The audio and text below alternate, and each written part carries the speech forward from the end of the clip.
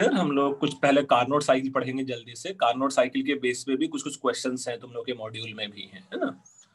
So as far Carnot cycle is concern, ये नाम सुना है कार्नोट इंजन, कार्नोट साइकिल और समथिंग लाइक दिस? नहीं sir. So let's say it is Carnot cycle, and the meaning of Carnot cycle is it is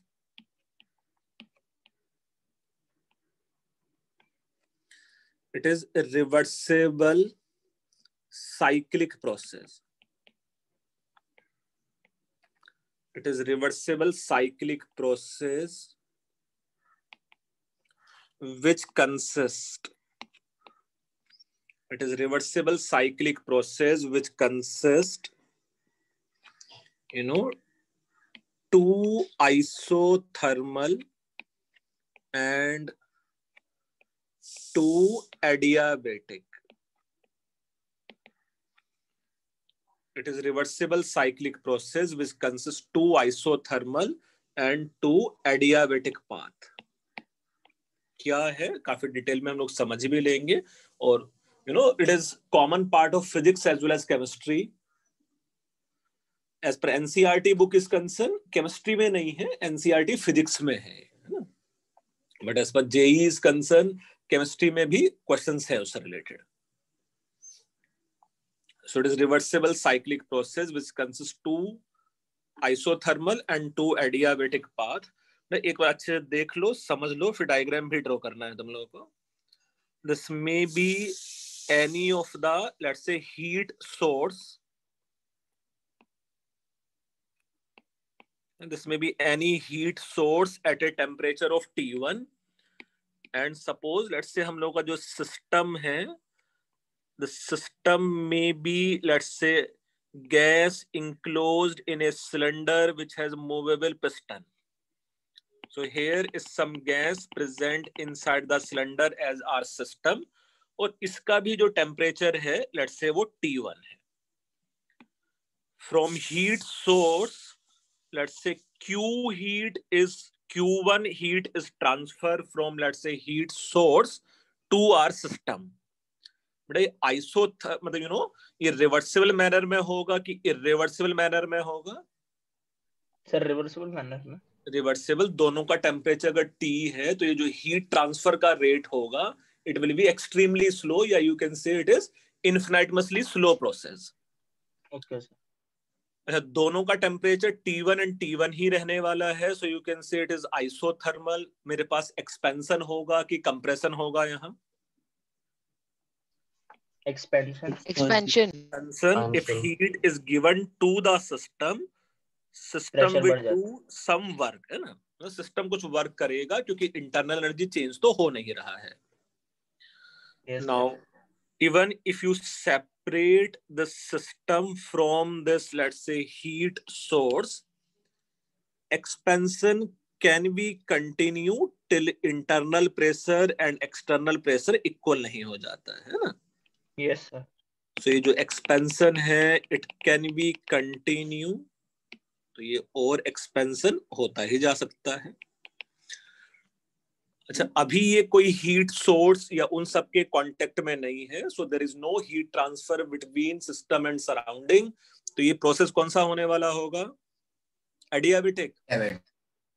adiabatic expansion in which its temperature decreases from T1 to T2 है ना, उसका temperature decrease हो जाता. Further जैसे ये temperature T2 पे आया, जैसे ये टेम्परेचर T2 पे आया, आर सिस्टम, ये लेट्स से जो सिस्टम है, suppose the system can be placed in contact with,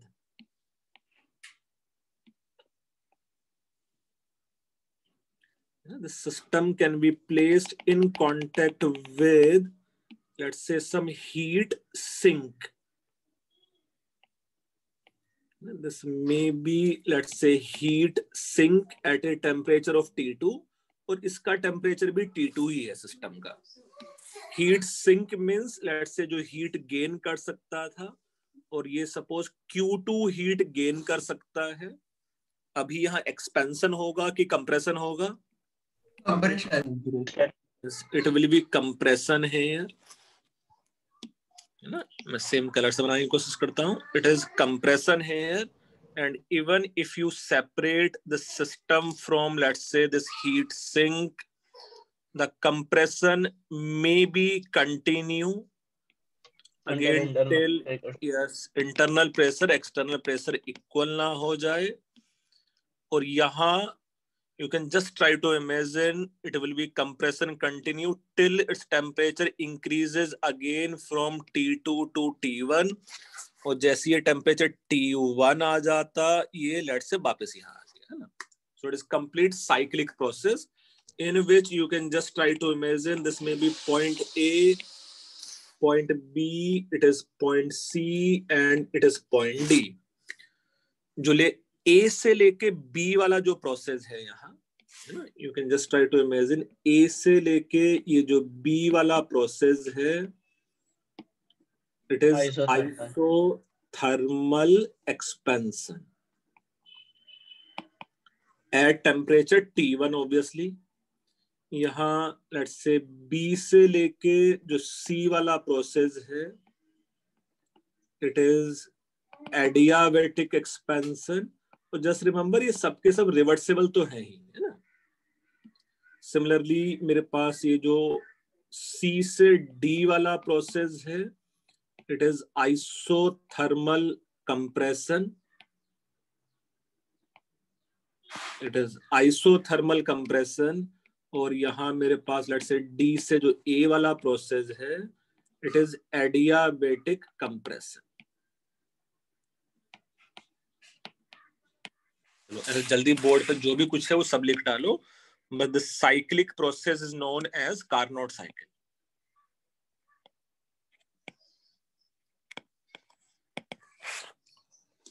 तो कार्नोट साइकिल में मेरे पास 4 डिफरेंट स्टेप्स या 4 डिफरेंट प्रोसेस हैं। Isothermal expansion, adiabatic expansion, isothermal compression and adiabatic compression. Sir yes बोलो। B2C में T1 से T2 ड्रॉप क्यों है टेम्परेचर? किसमें? B से C में टेम्परेचर ड्रॉप क्यों होगा? क्योंकि एक्सपेंशन हो रहा है, मींस सिस्टम वर्क तो कर रहा है ना। Yes sir. सिस्टम वर्क कर रहा है, कोई हीट ट्रांसफर हुआ नहीं है, है ना। अच्छा yes sir.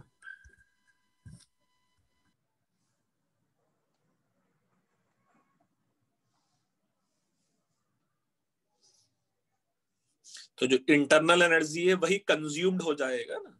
Yes sir.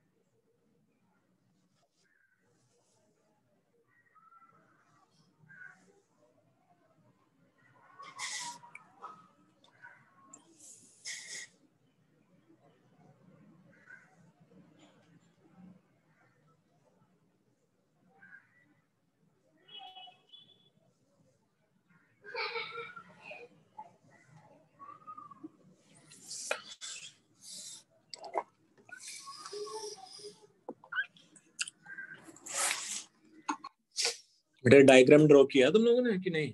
No sir. 2 minute. जल्दी से करना।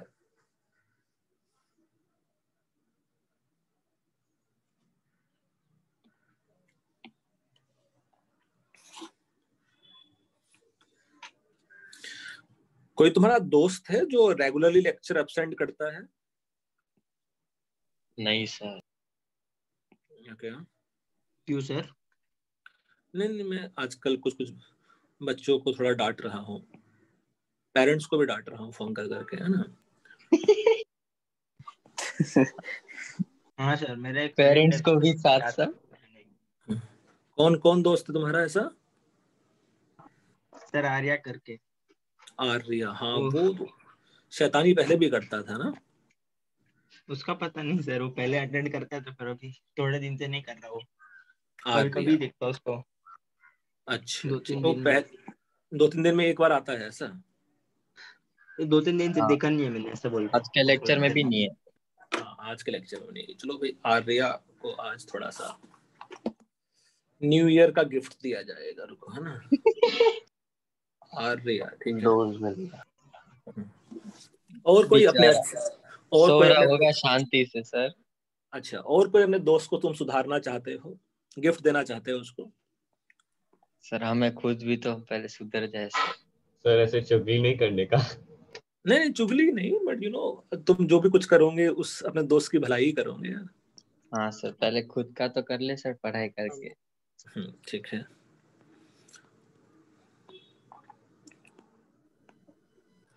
नहीं सर, और किसी को तो जानते नहीं ग्रुप में सर। अच्छा, ठीक है। सर हो हीट गया सिंक लेक्चर। क्या होता है? क्या बेटा? हीट सिंक क्या होता है?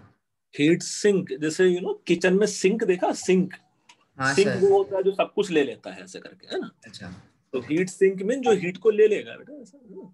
ओके। सोर्स का उल्टा बेसिकली ना। सोर्स मींस जो हीट कंटिन्यूसली दे सकता है, सिंक मींस जो हीट ले सकता है, लेट्स से। सर वो हीट सिंक ऑलरेडी T2 पे ही है क्या? यस बेटा, हीट सिंक ऑलरेडी T2 पे ही है और मेरा सिस्टम भी T2 पे ही था, है ना?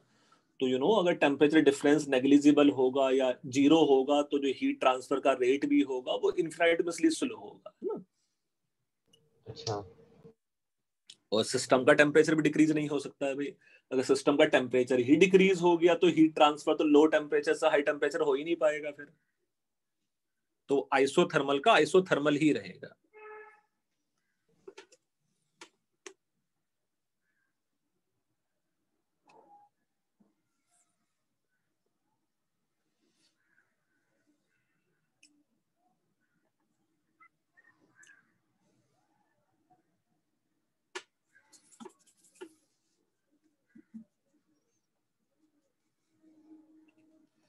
हाँ, ये डायग्राम ड्रॉ करके हुआ। तो साइड का लिखना बाकी है, डायग्राम हो गया। Okay.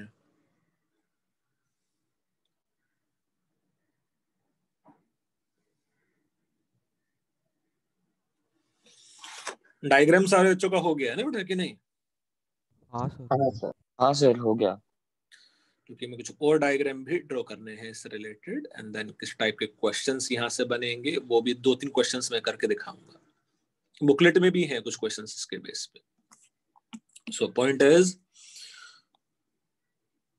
let's say on this axis suppose it is P, on this axis it is volume. This may be, suppose let's say point A here. Do you think point A से लेकर जो B है,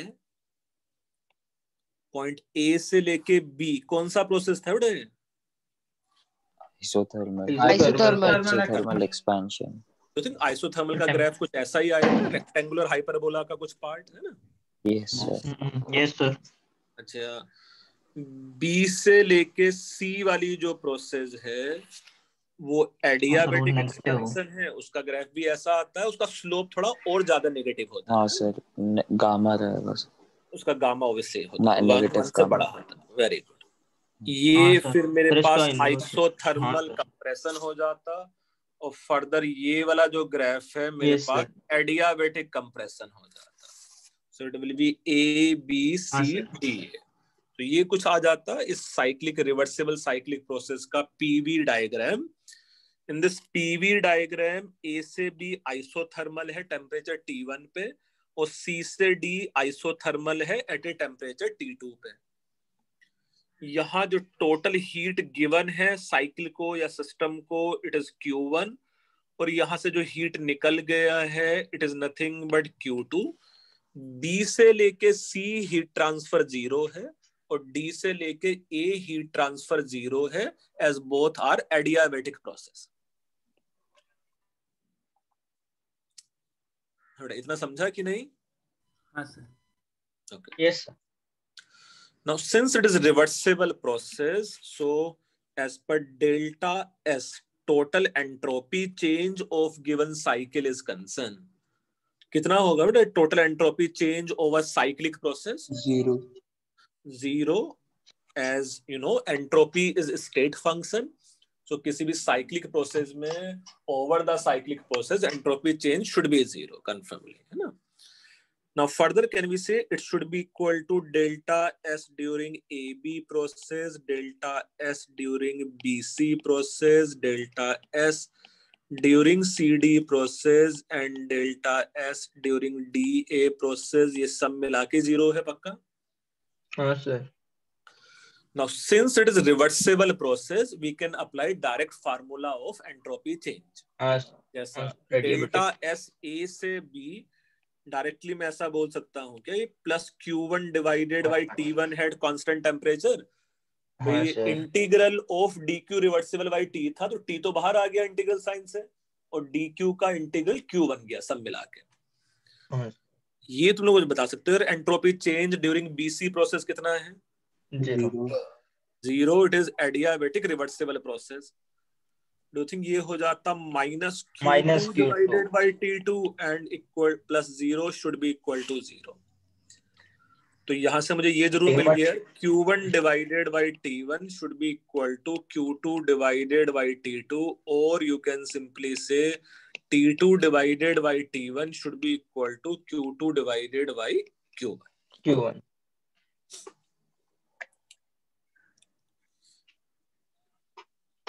इतना समझ में आ रहा है? इतना कोई ज्यादा टेंशन नहीं है यार? सर माइनस Q2/T2 क्यों? भाई उससे हीट निकला है, सिस्टम से अगर हीट निकला है तो उसका एंट्रोपी डिक्रीज हो जाएगा।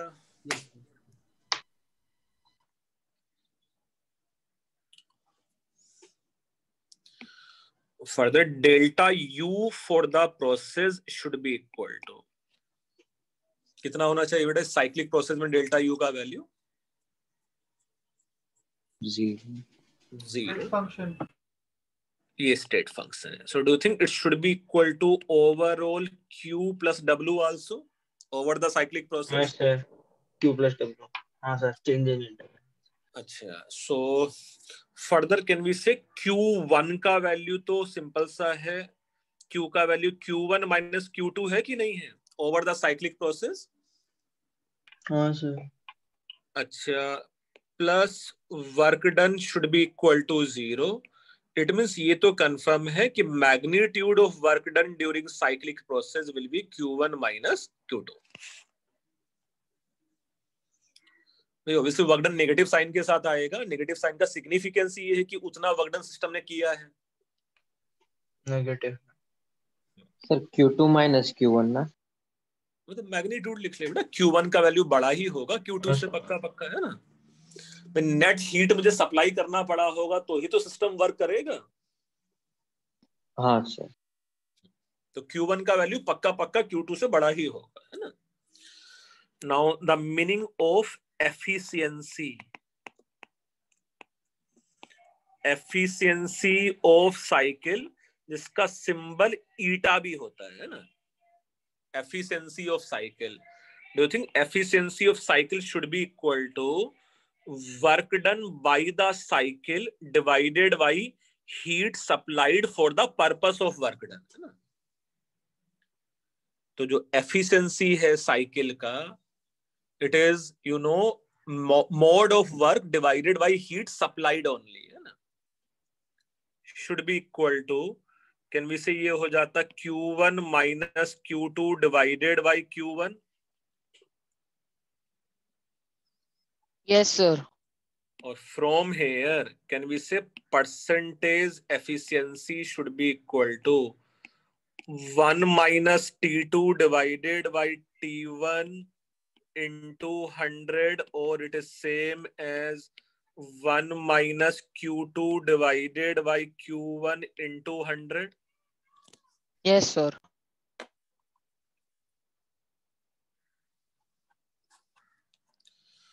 तो यहाँ एफिशिएंसी के बेस पे कुछ कुछ क्वेश्चंस आने वाले हैं और 1 2 3 सम हम लोग कर भी लेंगे इसके बेस पे।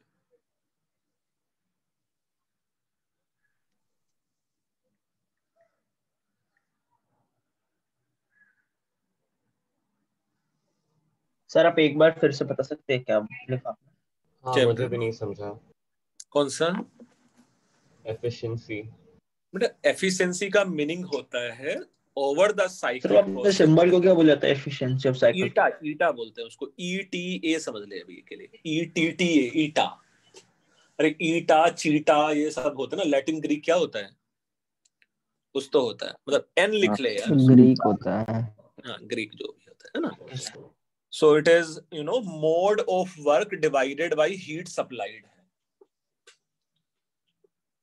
सो मोड ऑफ वर्क तो भी पता है क्या है, Q1 माइनस Q2 है divide by Q1। So Q1 से डिवाइड कर लेगा तो 1 माइनस Q2 बाई Q1 बचेगा कि नहीं बचेगा? अच्छा, instead of Q2 by Q1 you can always put T2 by T1। नहीं? अच्छा हाँ।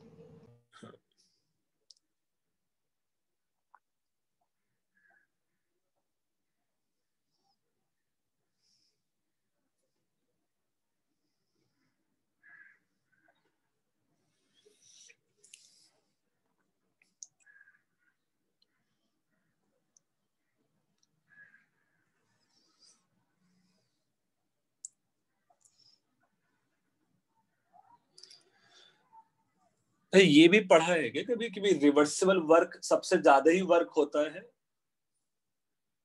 एक्सपेंशन होते समय? नहीं? नहीं नहीं पढ़ा सर।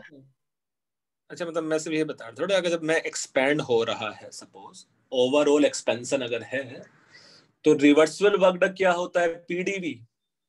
और इरिवर्सिबल हाँ वर्क सर। डन क्या होता है? P external DV। P external D. चलो मैं यस अभी सर। अभी थोड़ा सा और सिखा देता हूँ इससे रिलेटेड। इतना लिख के हो गया तुम लोगों का? ये नो सर। डायग्राम तो ड्रॉ करके हुआ होगा, ग्राफ यार ये वाला। ग्राफ हाँ ड्रॉ कर डायग्राम लिया। हो गया। जैसे मैं सिखा देता हूँ भाई, फॉर एक्सपेंशन। अच्छा, एक क्लॉकवाइज साइकिल था तो नेटवर्क एक्सपेंशन ही है कि नहीं है? Yes sir. So for expansion, can we say, ये W reversible is nothing but, minus PdV का इंटीग्रल, और W irreversible is integral of minus P external dV. Now, as P should be more than P external, यही होगा ना, तभी तो expansion होगा। Expand होने के लिए इंटरनल प्रेशर एक्सटर्नल प्रेशर ज्यादा होना चाहिए। Yes sir. So can we say mode of reversible work will be more than mode of irreversible work? Yes. हाँ सर। और ये तुम लोगों को मुझे याद है यार, थर्मोडायनेमिक्स ग्राफ करके मैंने भेजा है तुम लोगों को, भेजा था ग्राफ, थर्मोडायनेमिक्स ग्राफ ऐसा करके एक टेबल था और आगे वो सब लिखा हुआ था कि कौन सा वर्क ज्यादा है कौन सा वर्क कम है। पीवी ग्राफ में भी शायद कराया था। हाँ, और ये PV ग्राफ में भी कराया था, है ना? तुम लोग भूल जाते हैं। रिवर्सिबल वर्क सबसे ज्यादा पॉसिबल वर्क है, और बाकी single stage irreversible, double stage irreversible, सारे वर्क इससे कम होंगे। और कंप्रेशन होते समय क्या हो सकता है? सर हमेशा भी वर्क डन में रिवर्सिबल ज्यादा होगा। वर्क डन इरिवर्सिबल ज्यादा ज्यादा होगा, हुआ। है ना? क्योंकि P एक्सटर्नल P इंटरनल से ज्यादा है यार, सिंपल सा। Are you getting my point? Yes sir. हाँ sir.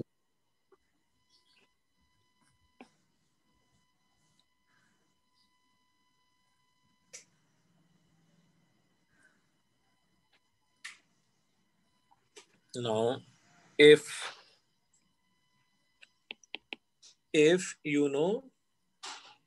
Q2 divided by T2 equal to Q1 divided by T1, इसका मतलब क्या है कि ये रिवर्सिबल साइक्लिक प्रोसेस है ना? जो अभी देखा हम लोगों ने, अभी पढ़ा है ऐसा, रिवर्सिबल साइक्लिक प्रोसेस है। Now suppose if Q2 divided by T2 is more than Q1 divided by T1. अब मुझे ये बताओ, वर्क डन रिवर्सिबल प्रोसेस से कम हुआ है कि ज्यादा हुआ है? कम कम हुआ है, क्योंकि अगर Q2 रिलेटिवली पहले वाले कंपैरिजन में ज्यादा है, मींस सिंक को ज्यादा हीट रिलीज हो गया होगा ना। चलो फिर से रिपीट कीजिए ना क्वेश्चन।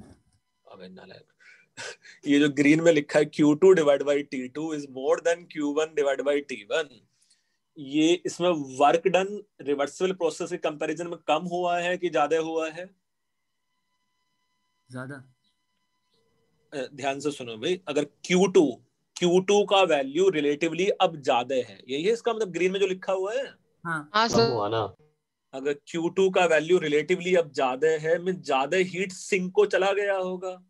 यस हाँ हाँ सर। ज्यादा हीट सिंक को चला गया होगा तो वर्क में कम हीट यूज हुआ ना इफेक्टिवली। अच्छा हाँ हाँ सर। हाँ सर। तो वर्क डन कम है। अगर वर्क डन कम है तो इस प्रोसेस को मैं ऐसा बोल सकता हूँ क्या, ये इरिवर्सिबल साइक्लिक प्रोसेस है। अच्छा हाँ। जो हाँ वर्क सर। डन से कम होता है। अच्छा, अब सपोज ऐसा लिखा होता कोई Q2 divided by T2 is less than Q1 divided by T1, तब क्या होता है? इसमें वर्क डन रिवर्सिबल से भी ज्यादा हो गया है ना। तो इसको हम लोग सिंपल सा बोल सकते थे, it is impossible cyclic process. ऐसा हो ही नहीं सकता है ना। हो ही नहीं। सर एक बार वापस बोल सकते हैं क्यों नहीं होगा? रिवर्सिबल से ज्यादा वर्क हो ही नहीं सकता ड्यूरिंग एक्सपेंशन, है ना। हाँ सर कंप्रेशन ना सर। अच्छा हाँ, Expansion- रिवर्सिबल एक्सपेंशन। एक्सपेंशन होगा ना। साइकिल वर्क डन कर रहा है, मींस सिस्टम वर्क कर रहा है, तो net work has to be expansion. Yes sir. Sir हाँ बोलो। वो लास्ट वाला एक और समझाइए ना, समझ नहीं आ रहा प्लीज। अरे अगर वर्क डन रिवर्सिबल से भी ज्यादा हो जाएगा तो ऐसा हो ही नहीं सकता बेटा। Expansion work is the limiting maximum case. अच्छा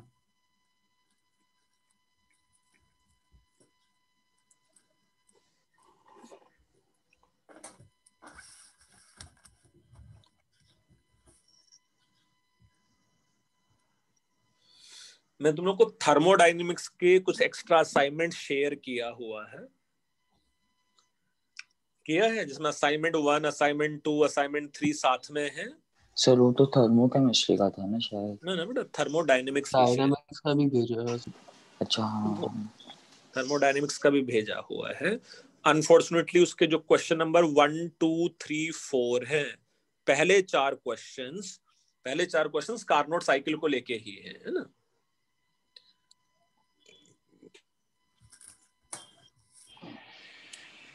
सो उसमें से मैं एक क्वेश्चंस करा देता हूँ, बाकी कर लोगे, है ना। सर वो असाइनमेंट कभी डिस्कस करेंगे? कौन सा वाला बेटा? यही असाइनमेंट जो आप भेजने वाले करेंगे नेक्स्ट वीक में। ऑर्गेनिक केमिस्ट्री स्टार्ट कर लेंगे और असाइनमेंट डिस्कस कर लेंगे। ओके सर ठीक है। सो उसका जो क्वेश्चन नंबर 2 है, question number 2 is the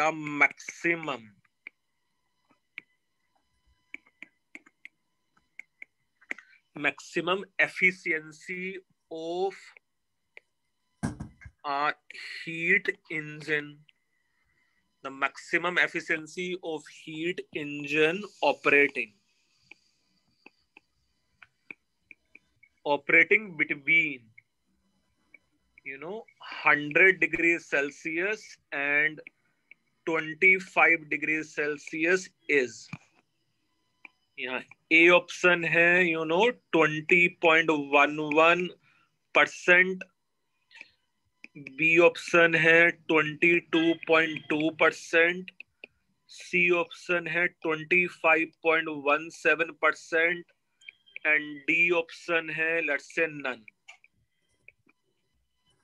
The maximum efficiency of a heat engine operating between 100 degrees Celsius and 25 degrees Celsius.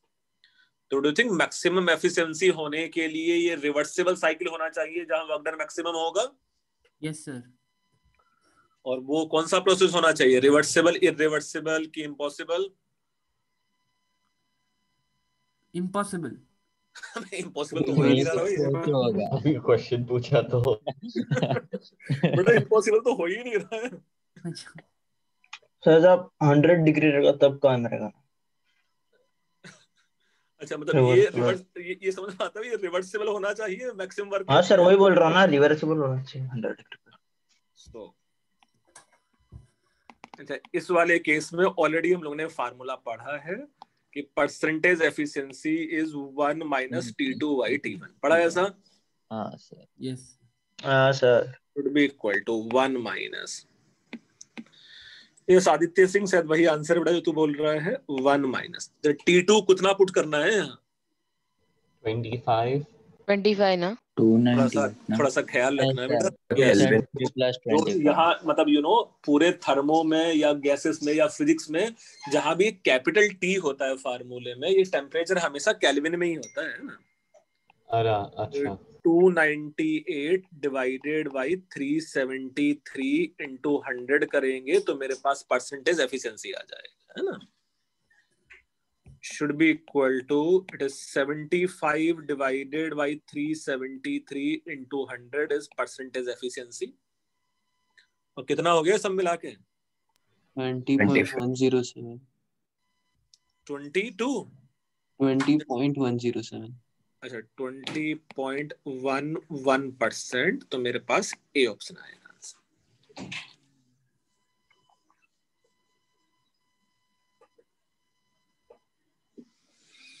तो ये क्वेश्चन कराने का पर्पस बस ये कि तुम लोग टेम्परेचर को डिग्री सेल्सियस में ना पुट करो, केल्विन में पुट करो, है ना।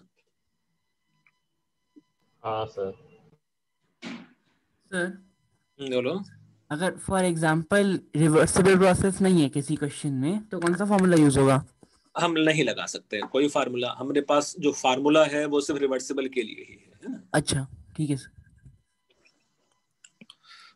मतलब ये जरूर बता सकते हैं मैक्सिमम, जैसे इसमें मेंशन ही नहीं है कि ये रिवर्सिबल है कि इरिवर्सिबल है, बट मैक्सिमम एफिशिएंसी रिवर्सिबल में ही होगा, है ना। Yes sir. तो बाकी सब में जो एफिशिएंसी होगा, जो मेरे पास नॉर्मल इरिवर्सिबल प्रोसेस है, डू यू थिंक उसमें 20.11 से इस वाले केस में कम ही होगा, है ना। हाँ next question is find out percentage efficiency in given reversible cyclic process। कोई मेरे पास एक साइक्लिक प्रोसेस गिवन है और उसका मुझे परसेंटेज एफिशिएंसी फाइंड आउट करना है। On this axis let's say it is given as temperature and on this axis it is given as entropy. और ये जो प्रोसेस है वो लेट्स से कुछ ऐसा गिवन है, ये ऐसा और ऐसा let's say. So it is point A, it is point B, it is point C and it is point D। यहाँ ये 100 जूल्स पर केल्विन है और ये 200 जूल्स पर केल्विन है।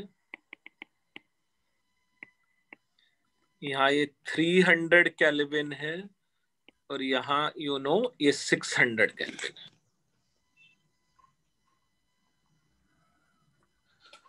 और मुझे इस प्रोसेस का maximum percentage efficiency find out करना है। एक आसान मेथड तो कुछ इस टाइप का है क्वेश्चन को सॉल्व करने का। Do you think we know ds is nothing but dq reversible by t? Yes sir. yes sir यहां से मैं ऐसा ही बोल सकता हूं पक्का पक्का कि भाई dq reversible should be equal to tds। हाँ sir. If I integrate on both sides, can we say q reversible should be equal to integral of tds? हाँ sir. Means can we say it is nothing but area under TS diagram? हाँ sir. Yes sir. अच्छा, अब ये TS diagram ही मेरे पास given है ना? So from here if we have to find out QBC, अगर मुझे QBC फाइंड आउट करना है तो डू यू थिंक ये वाला एरिया हो जाएगा ये? Yes sir. अच्छा, कितना है ये एरिया सब मिला के? Sir, 100 to 600. 600 and 100. 100 into 600. मतलब 60,000 12,000. है ना? 12,000. अबे क्या बात कर रहा है? हाँ, 12,000 60,000. 12,000 के 60,000. 60,000. 60,000 ना? 60,000. तो 60,000 means can I Joules. Say it is 60 kilo joule लिख लेते हैं, है ना? Yes sir. अच्छा, ऐसा ही if you see QDA, QDA का मतलब हो जाएगा 30 किलो जूल्स। ये वाला जो 30 वर्क डन है ना? हाँ सर।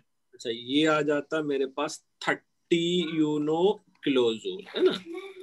अच्छा, तो A से लेके B और C से लेके D में तो एंट्रोपी चेंज नहीं हो रहा है, हाँ सर। तो उनमें वो रिवर्सिबल एडियाबेटिक प्रोसेस होने चाहिए ना, A से B, C हाँ से D। सर, 0-0 वैसे ही सोचा था।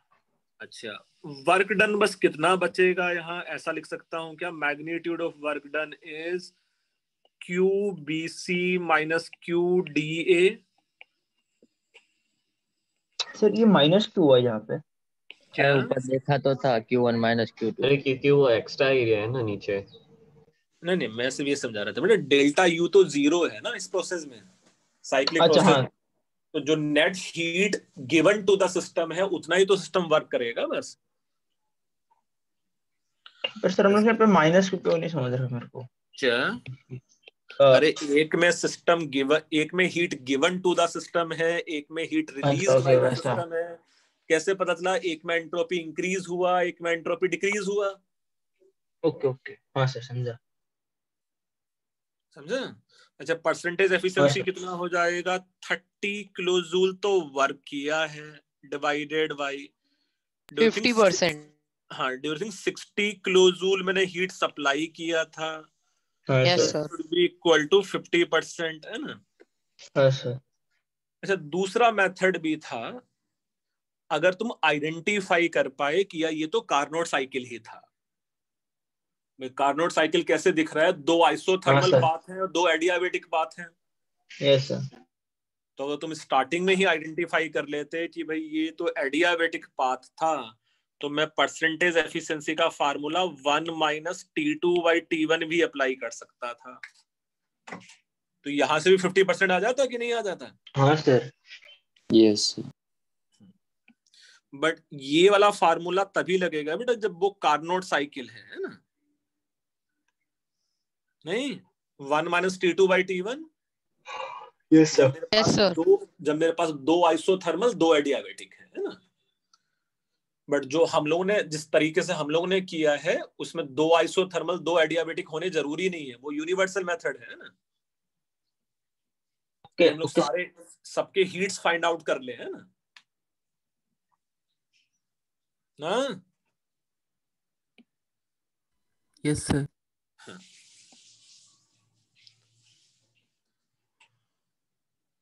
आई होप ये क्वेश्चन भी समझ में आएगा तुम लोगों को। यस.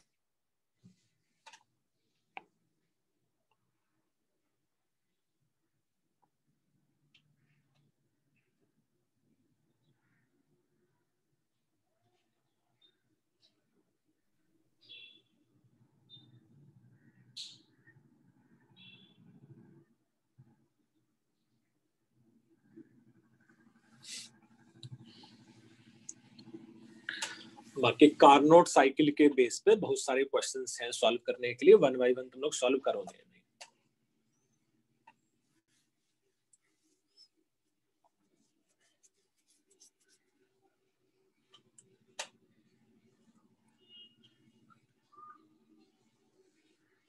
लिख के हो गया इतना? No sir.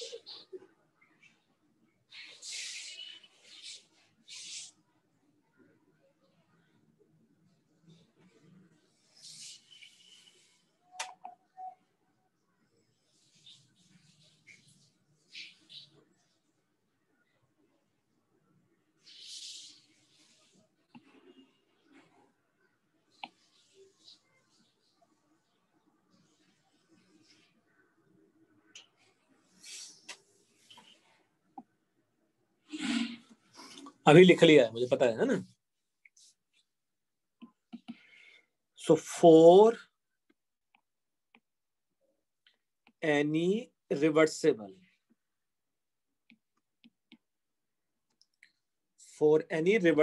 reaction, let's say this reaction is AA plus BB gives CC plus DD. I hope इस तरह की चीजें लिखने के लिए तुम लोग केमिकल इक्विलिब्रियम में हैबिचुअल थे, है ना? हाँ सर। ओके, सो किसी भी रिवर्सिबल रिएक्शंस के लिए delta Z naught of reaction, delta Z naught of reaction का मीनिंग भी हो जाता delta H note of reaction minus delta H note of reaction minus T delta S note of reaction, होगा कि नहीं? हाँ सर। हाँ सर। T पर अगर रिएक्शन है ऐसे it is equal to minus RT times of ln KP। KP क्या है यहाँ?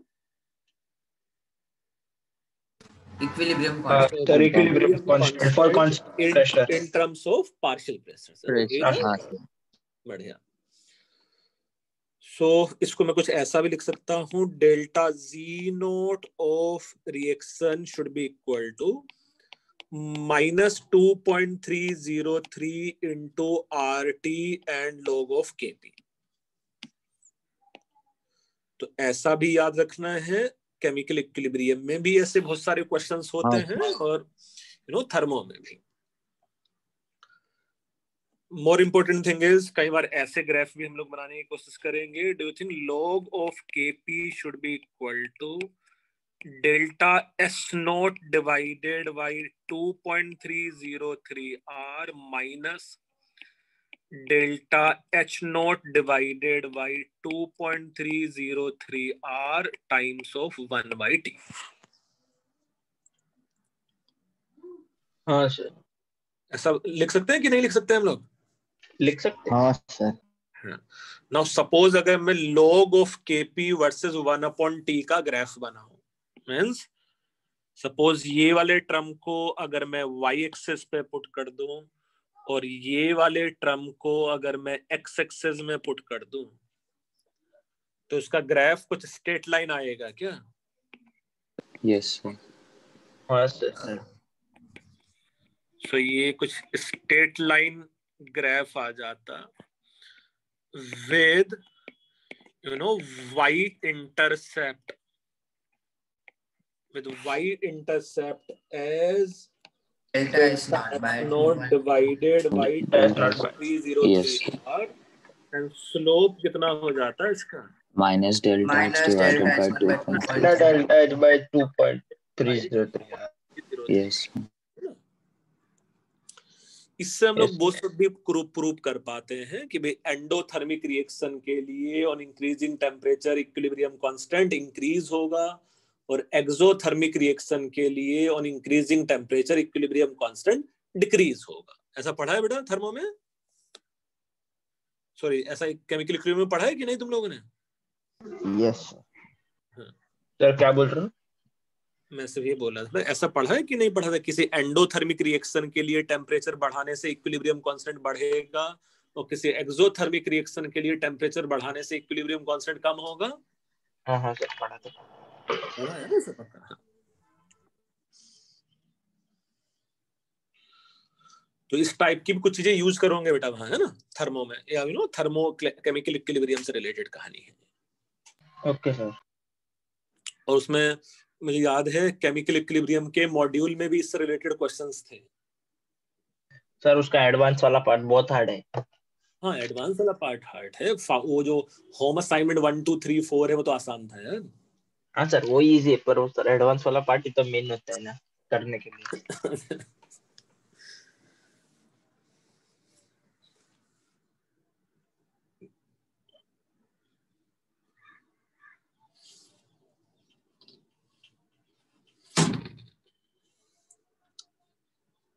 मतलब लगता है वो वाले क्वेश्चन तो मुझे बहुत आसान लगते हैं कि वॉल्यूम इंक्रीज करने से रिएक्शन कौन से डायरेक्शन में शिफ्ट होगा। सर ली सर तो चैटलियर डायरेक्ट वो तो प्रिंसिपल ना। कॉन्सेप्ट पे ही बेस है ना। ली चैटेलियर प्रिंसिपल, तो उस क्वेश्चन हाँ पढ़ने सर। की देर होती है, 4 ऑप्शन पढ़ने होते हैं, टिक करना होता है। हमारे एग्जाम आप दिया करो सर। क्या? हाँ ये लिखे हुआ है बेटा सब। सर एक मिनट। हाँ सर।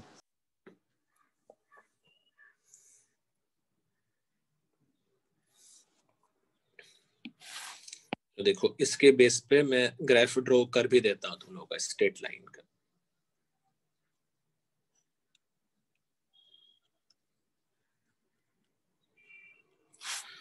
जैसा ऑन दिस एक्सिस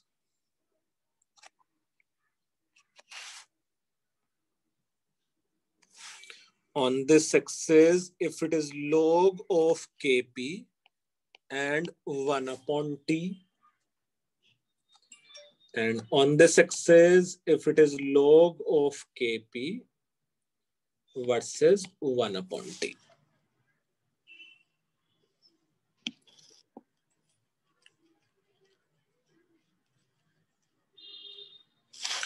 इसमें से एक ग्राफ कुछ इस टाइप का है और इसमें से एक ग्राफ कुछ इस टाइप का है।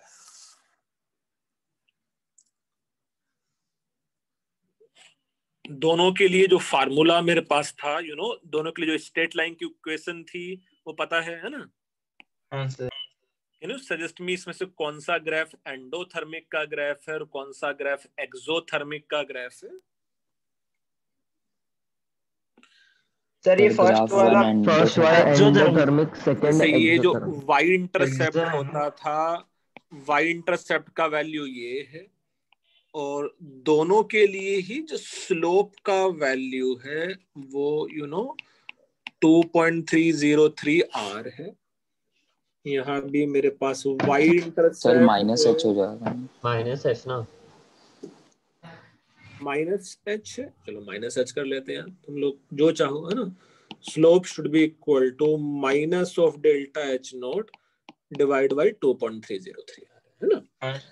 अच्छा, एक में स्लोप पॉजिटिव है तो डू थिंक यहाँ पक्का delta exothermic should be endothermic. Negative. हाँ भाई डेल्टा नेगेटिव रहेगा तो नेगेटिव नेगेटिव पॉजिटिव बन गया, स्लोप पॉजिटिव हो गया उसका, है ना। अच्छा ओके ओके, वैसे So हाँ this sir. can be for Exo- exothermic process, और यहाँ पक्का delta H naught should be positive as minus of delta H naught negative है, सो ये एंडोथर्मिक है। इस वाले केस में एज टेम्परेचर इंक्रीजेस 1/t क्या होता है भाई? डिक्रीजेस। हाँ सर। अच्छा, 1/t डिक्रीज हो रहा है, सो log ऑफ kp भी डिक्रीज हो रहा है अकॉर्डिंग टू ग्राफ, हाँ sir. And kp should decrease, है ना। Okay. इस वाले केस में as temperature increases 1/t decrease, जैसे जैसे 1/t डिक्रीज हो रहा है ग्राफ के according log of kp increase हो रहा है, it means kp will increase. एक केस में टेम्परेचर बढ़ाने से केपी बढ़ जाता और एक केस में टेम्परेचर बढ़ाने से केपी डिक्रीज हो जाता। क्लियर? बोलो सर। फर्स्ट वाले में तो पॉजिटिव स्लोप है तो उसमें डिक्रीज क्यों हो रहा है? बट हम लोग देख रहे हैं ग्राफ के हिसाब से तो सर टीटी बढ़ रहा है, वो ऊपर जा रहा है। लेकिन केपी डेल्टा एच नॉट पे डिपेंड होता है ना। अच्छा सुनना भाई, वो टी के साथ बढ़ रहा है कि 1/t के साथ बढ़ रहा है? 1/t।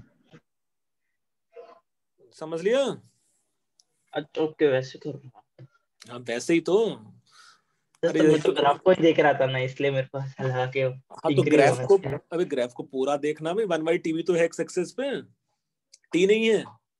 अच्छा ओके ओके सर, समझा। तो वही तो नीचे ब्लैक में वही तो लिखा है बेटा, 1/t डिक्रीजेस केपी डिक्रीजेस। हाँ सर, वो समझा मेरे को, आपने क्या लिखा है।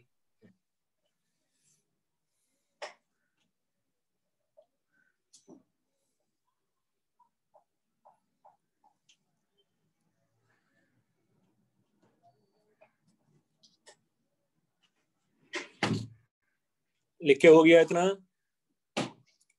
नहीं सर। नहीं सर, एक सेकंड।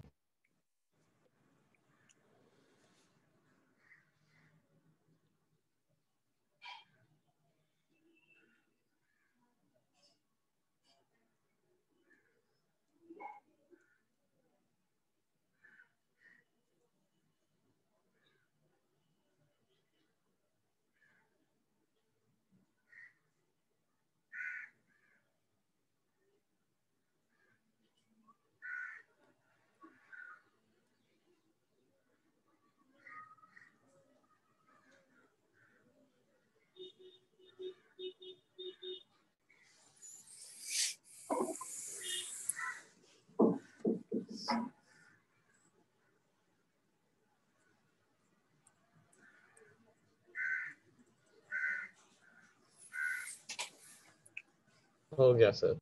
गुड। नेक्स्ट में it is differential form of thermodynamics equation.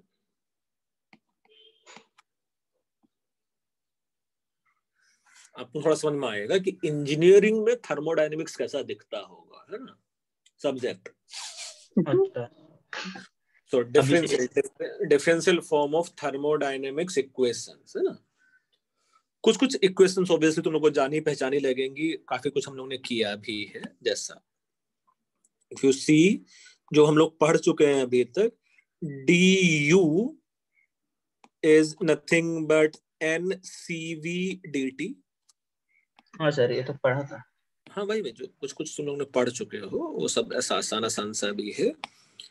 dh is nothing but ncp dt।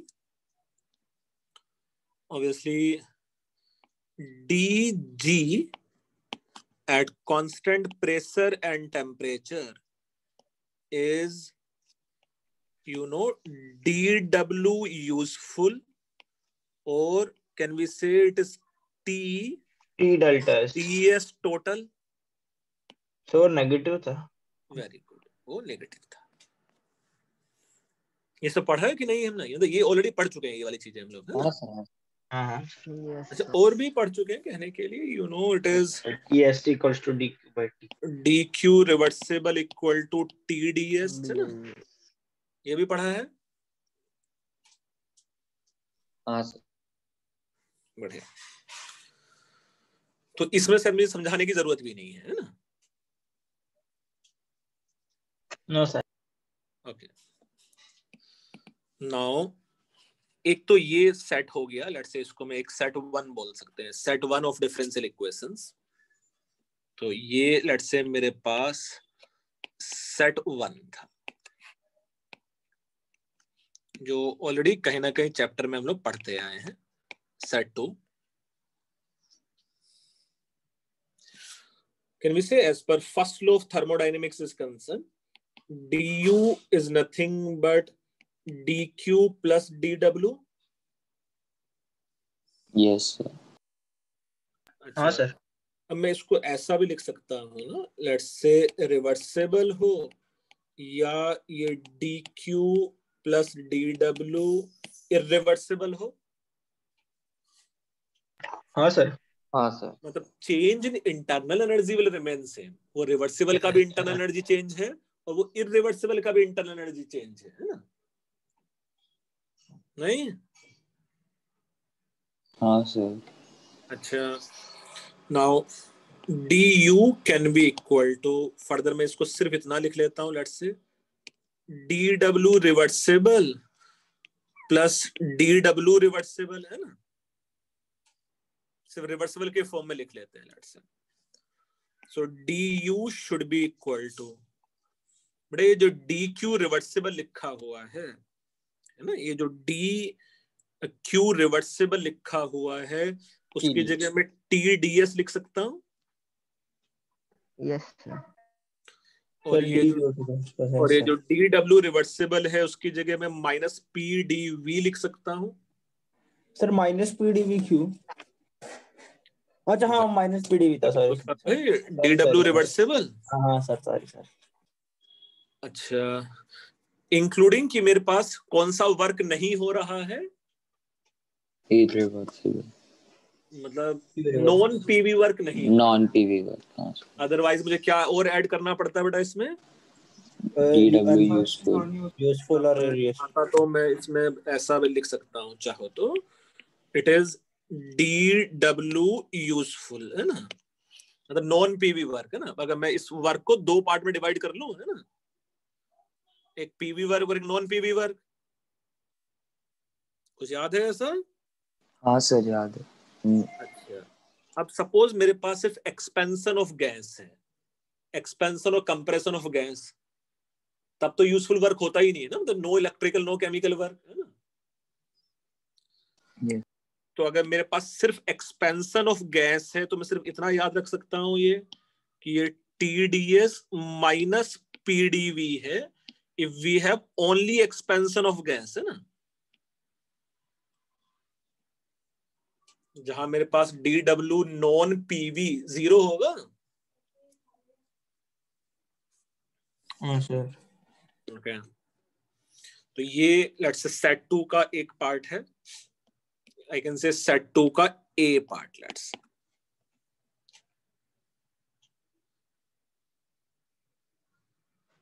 Set 1 लिख के हो गया तुम लोगों का?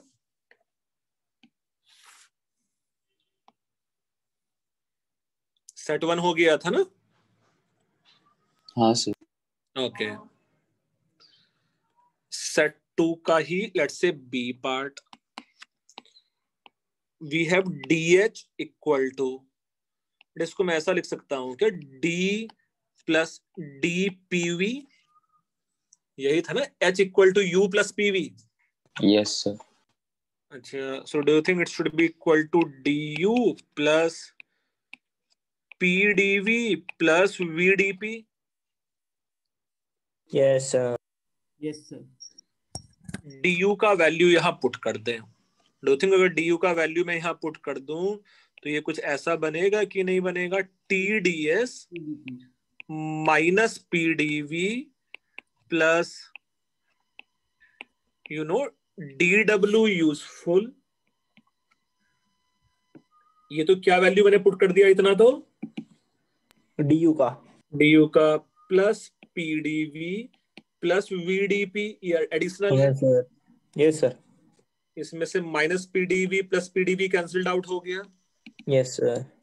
और मेरे पास DH का जो वैल्यू है ये बच गया TDS प्लस VDP प्लस, इसको मैं अलग कलर से लिखता हूं, DW यूजफुल।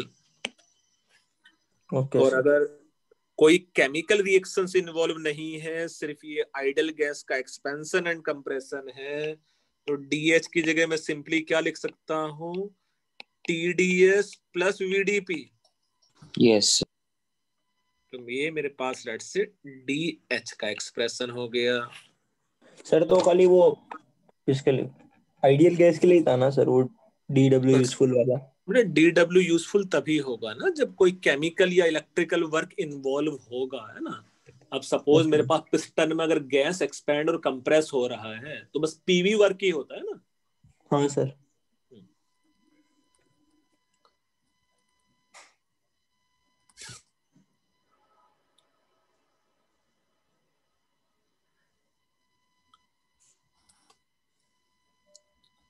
ना B पार्ट भी लिखा कि नहीं?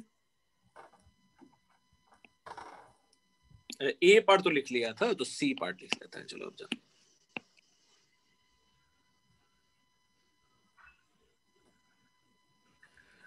C पार्ट में I know DG equal to DH minus, ऐसा लिख पाएंगे बेटा, TDS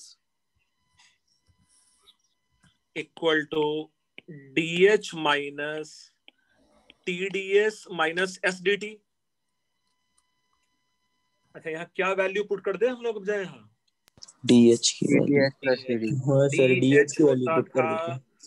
TDS plus VDP plus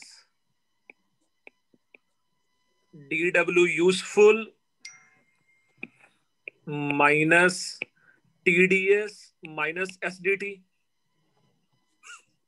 यहां से भी TDS minus TDS cancelled out हो गया, and DG should be equal to VDP minus SDT plus DW useful.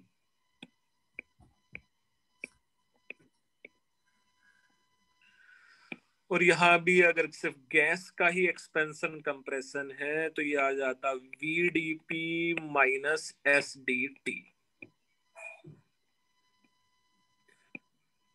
तो अगर मेरे पास सिर्फ आइडियल गैस का ही एक्सपेंशन कंप्रेशन है तो DW useful will be 0।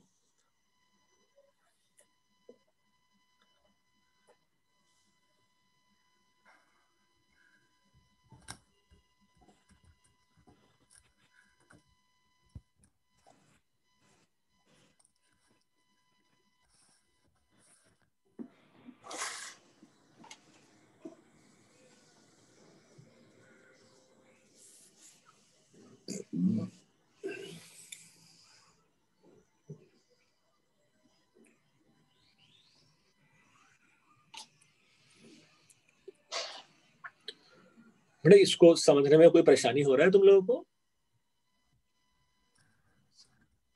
No sir. ठीक, ये मेरे पास लेट्स से सेट 2 था, है ना?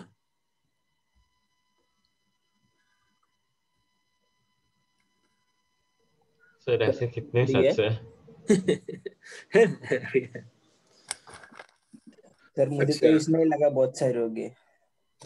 यू नो सेट 3 तुम लोग मुझे ये सब वैल्यूज बता सकते हो, जैसा differential of G with respect to pressure at constant temperature should be equal to differential of Gibbs free energy with respect to temperature at constant pressure किसके इक्वल है? ऑब्वियसली ये सब के सब हम लोग आइडियल गैस के लिए फाइंड आउट करना चाहते हैं, है ना? ये सब का सब हम लोग सिर्फ आइडियल गैस के लिए फाइंड आउट करना चाहते हैं। ऐसा DH and DS at constant pressure should be equal to, and DH and DP at constant entropy should be equal to. Similarly, DU and यहाँ क्या आएगा भाई, DT at constant volume should be equal to, भाई DU का term क्या था? DU किसके equal था? सेट 1 के A पार्ट में लास्ट में क्या आया? TDS minus PDV plus DW। क्या था बेटा? TDS plus VDP। TDS minus PDV। PDV minus या प्लस? माइनस। माइनस क्या था? Minus PDV। PDV ऐसा? हाँ सर। ओके, सो ये मेरे पास बचेगा, ये DT नहीं करना, इसको करना है मुझे let's say DS at constant volume, और ये DU and let's say DV at constant entropy. Similarly, it is DU DT at constant volume and DH and DT at constant pressure। ये सारे टर्म्स किस किस के इक्वल होंगे वो तुम लोग को बताना है। मैं एक हिंट दे सकता हूं तुम लोगों को, जैसे जो इक्वेशन लिखा है इसी के लिए। DU, अच्छा, do you think the volume constant होगा तो ये वाला टर्म क्या बन जाएगा? Volume constant. तो DU by DS किसके इक्वल हो जाएगा? टेम्परेचर। टेम्परेचर। तो ये इक्वल टू T है ना? ये इक्वल टू T है। ऐसा ही DU by DV at constant entropy किसके इक्वल है? Minus P. चलो अब सारी डिफरेंशियल इक्वेशंस तुम लोग के पास सेट 2 में लिखी हुई हैं। सेट 2 के हेल्प से ये सारी चीजों का डिफरेंशियल बताओ कितना कितना होगा, है ना? ओके सर, समझ लिया करना क्या था? हाँ सर, समझा। और अभी तो आसान होना चाहिए कि सेट 2 में सारी इक्वेशंस लिखी हुई हैं।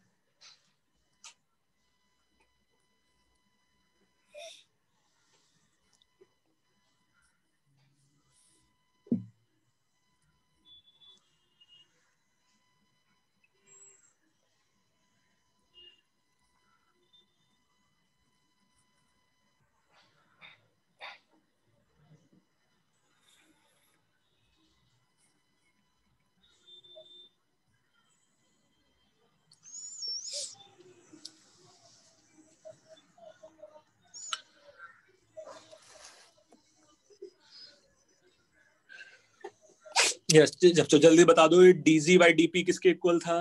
वॉल्यूम v सर वो तो वॉल्यूम एट कांस्टेंट टेम्परेचर। हाँ सर, वॉल्यूम सर। दूसरा सिर्फ वाला V टर्म होगा। Minus S minus yes, very good. तीसरा वाला term plus T temperature T temperature है। हाँ सर। फोर्थ वाला term minus pressure volume plus में सिर्फ वॉल्यूम। हाँ सर, प्लस में। में एकदम। ठीक है। सेकंड लास्ट टर्म ये सेट 1 की ये सेट 1 की हेल्प लो। सर टी कांस्टेंट वॉल्यूम पे। तुम लोग एकदम बेकार बच्चे हो। एनसीवी ठीक है इधर सर। NCV। अच्छा हाँ सर, ने उसको उधर रिस्पेक्ट में किया वैसे। बड़ा ऐसी कुछ चीजें कर लोगे तुम लोग की नहीं? सर मुझे वो सेकंड लास्ट वाला नहीं समझा, एनसीवी कैसे है। सेट 1 में सर नहीं वो लिखा ना, वॉल्यूम पे कर रहे हैं हम लोग constant. du equal to ncv dt and dh equal to ncp dt। हाँ सर वो समझा।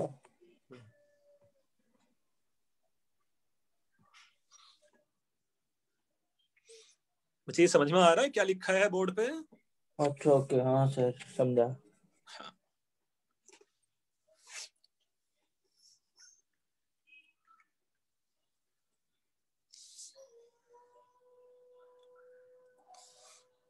लिख के हुआ है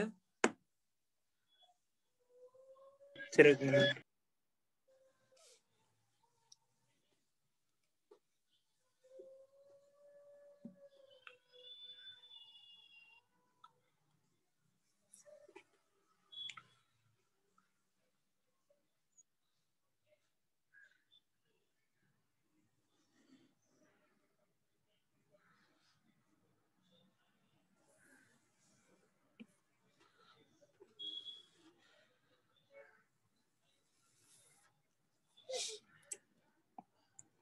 Yes, sir. Okay. Now set 4. The set 4 में कहानी एक जैसी सी होगी लगभग, है ना?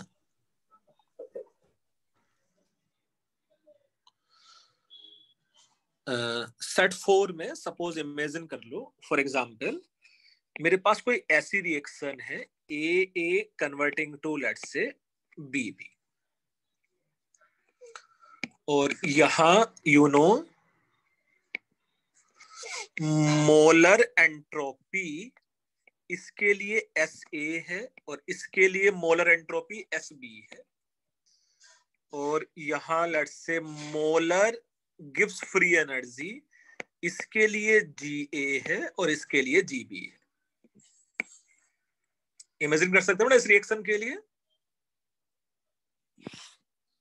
सेट 4 में AA कन्वर्टिंग टू BB लिख लिया मैंने, मोलर एंट्रोपी SA SB है, और मोलर गिव्स free energy GA and GB है। As per this reaction is concern, अगर मुझे इसका एंट्रोपी चेंज फाइंड आउट करना हो इस रिएक्शन का, do you think delta S of given reaction will be B times of SB minus A times of SA? इतना लिखना पड़ेगा कि नहीं? मोलर एंट्रोपीज को रेस्पेक्टिवली नंबर ऑफ मोल से मल्टीप्लाई करना पड़ेगा, और प्रोडक्ट का एंट्रोपी माइनस रिएक्टेंट का entropy delta S of reaction. Yes sir. अच्छा, अब मैं चाहता तो देखो कुछ ऐसा लिख सकता हूँ क्या बेटा इसको कि अच्छा, और डेल्टा जी कैसे लिख सकता था मैं इसका? Do you think delta G should be equal minus G है B types of gives free energy of B minus A times of gives free energy of A, है ना? अब अगर मैं डेल्टा G को T के रेस्पेक्ट में differentiate कर दूं eight constant pressure, so do you think it should be equal to B times of gives free energy of B का differential at constant pressure minus A times of differential of gives free energy of A at constant pressure? हाँ sir दोनों side मैंने T के respect में differentiate कर दिया ना उसको बस at constant pressure. Yes sir Should be equal to, बेटा ये वाला टर्म किसके इक्वल बन जाएगा इस इक्वेशन से? Minus S minus B SB, minus S B minus B S. मतलब मैं ऐसा लिख सकता हूँ ये B times of minus minus SB, SB, हाँ सर। हाँ सर अच्छा minus of A times of minus SA लिख सकता हूँ। यस सर हाँ sir. Minus of delta S हो जाएगा वेरी गुड, ये माइनस ऑफ डेल्टा एस आ गया।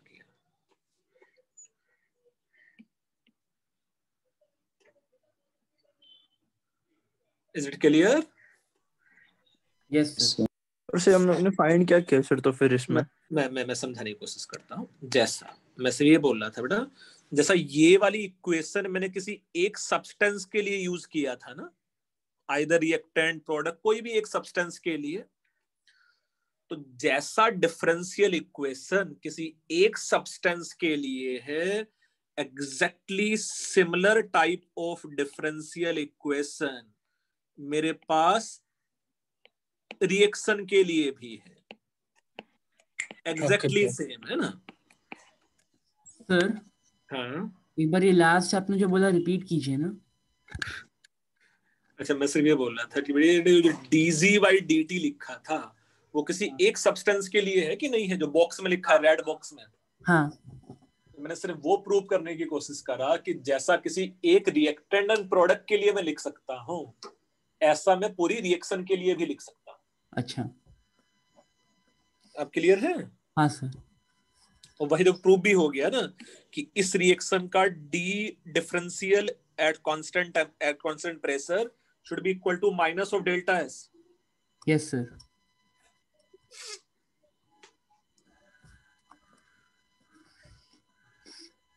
मैं एक और एग्जांपल सिखाता हूं तुम लोगों को इसके बेस पे,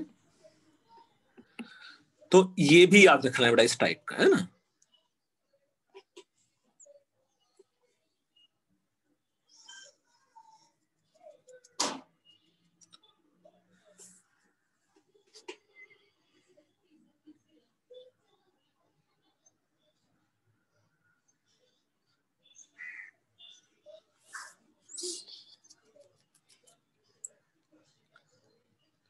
लिखा है ऐसा कि जैसा मैं किसी एक रिएक्टेंट के लिए हो सकता है वैसा पूरी रिएक्शन के लिए भी हो सकता है। हाँ मत जी की जगह डेल्टा जी लिख दो और लेट से एस की जगह डेल्टा एस लिख दो, है ना? यस और नो? ओके सर बहुत अच्छे बच्चे हो। अच्छा, ऐसा ही बेटा एंथैल्पी वाला एक लास्ट फार्मूला क्या था हम लोगों ने, जो सेट 3 का लास्ट फार्मूला क्या था? dh/dt dh/dt dh/dt with constant Differential pressure. of H था ना, हाँ सर H की जगह डेल्टा एनसीपी आया था सर H की जगह डेल्टा H भी लिख सकते हैं कि नहीं? yes sir रिएक्शन के लिए इक्वल टू ये क्या किसके इक्वल था? एनसीपी nc तो डेल्टा nc मैं डेल्टा सीपी भी लिख सकता हूँ क्या? हाँ सर एन डेल्टा सीपी मतलब एन डेल्टा सीपी लिखने की जरूरत नहीं पड़ती, याद है किरचॉफ इक्वेशन एन डैश अच्छा, हाँ, CP Kirchhoff dash equation। Mine equal to NCP वही डेल्टा सीपी था ना? हाँ सर। अच्छा, डू यू थिंक ये इक्वेशन हम लोग ऑलरेडी पढ़ चुके हैं? भाई यही तो किर्चॉफ इक्वेशन था। Differential of delta H equal to delta CP D integral integral, ये बन गया था delta H2 minus delta H1, और ये बन गया था डेल्टा सीपी dt T1 से लेके T2। Yes sir. तो यही तो पढ़ा था बेटा किर्चॉफ इक्वेशन।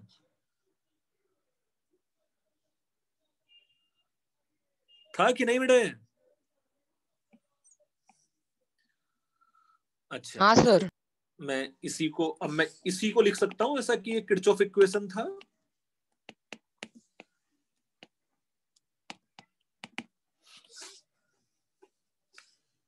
इसी को मैं लिख सकता हूं कि ये किर्चॉफ इक्वेशन था। Yes sir.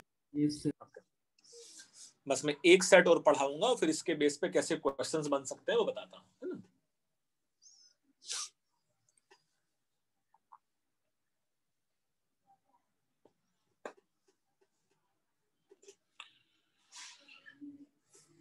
समझा? हाँ। ओके, तो यही इंजीनियरिंग है। इंजीनियरिंग में थर्मोडायनेमिक्स थोड़ा सा इसी फॉर्म में दिखता है बस, है ना, डिफरेंशियल फॉर्म में। सेट 5 सेट 5 के लिए conditions for स्पॉन्टेनियसिटी।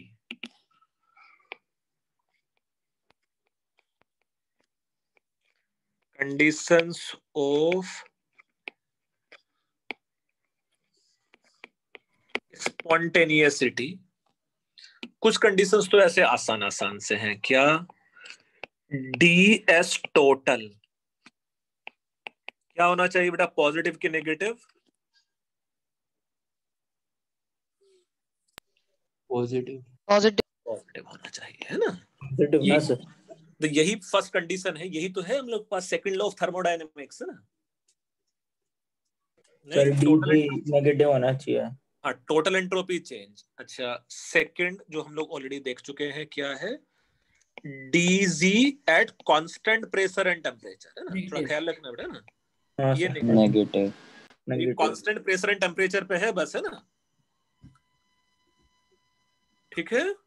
Yes sir. Yes sir. अच्छा, थर्ड मैं ऐसा लिख सकता हूं क्या? dw useful should be